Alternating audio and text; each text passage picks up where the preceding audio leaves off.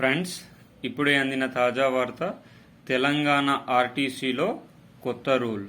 రేపటి నుంచి ఇవి తప్పనిసరి. ఈరోజు ఈ వీడియోలో దీనికి సంబంధించిన పూర్తి సమగ్రమైన సమాచారం గురించి తెలుసుకుందాం. ఎవరైనా మొట్టమొదటిసారిగా మన ఛానల్ని చూస్తున్నట్లయితే చూసిన వెంటనే లైక్ చేయండి, అదేవిధంగా షేర్ చేయండి, అదేవిధంగా కామెంట్ చేయండి. సబ్స్క్రైబ్ చేసుకొని బెల్ ఐకాన్ ఆన్లో పెట్టడం వల్ల ప్రభుత్వం నుంచి వచ్చే ముఖ్యమైన సమాచారం నోటిఫికేషన్ రూపంలో రావడం అనేది జరుగుతుంది.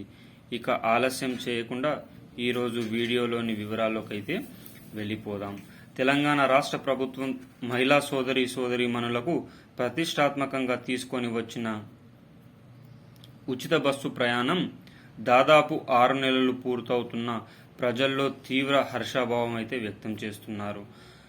ఇంట్లో ఉన్న ఆడపడుచులు మాత్రం కాంగ్రెస్ పార్టీని మెచ్చుకోగా, మగ పురుషులు మాత్రం బస్సుల్లో సీట్లు దొరకక చాలా తీవ్ర అస్తవ్యస్తలు పడుతున్న తరుణంలో తెలంగాణ రాష్ట్ర కాంగ్రెస్ ప్రభుత్వం దాదాపు 150 బస్సుల పెంపుకు నాంది పలకనుంది.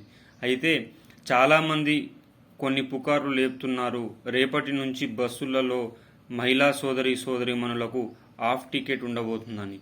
సో దీనిపైన ప్రభుత్వం తీవ్రంగా ఖండించింది.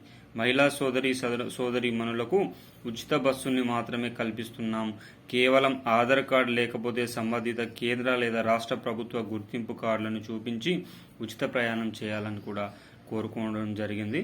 అదేవిధంగా తెలంగాణ రాష్ట్రంలో ఆసరా పెన్షన్ల పంపిణీ ప్రక్రియ 2 రోజుల క్రితం నుంచి ప్రారంభం కాగా ఈ రోజు లేదా 2 రోజుల్లో పూర్తవుతుందని, జిల్లాలకు అనుగుణంగా పూర్తవుతుందని తెలంగాణ రాష్ట్ర సీఎం రేవంత్ రెడ్డి గారు పేర్కొనడం అయితే జరిగింది.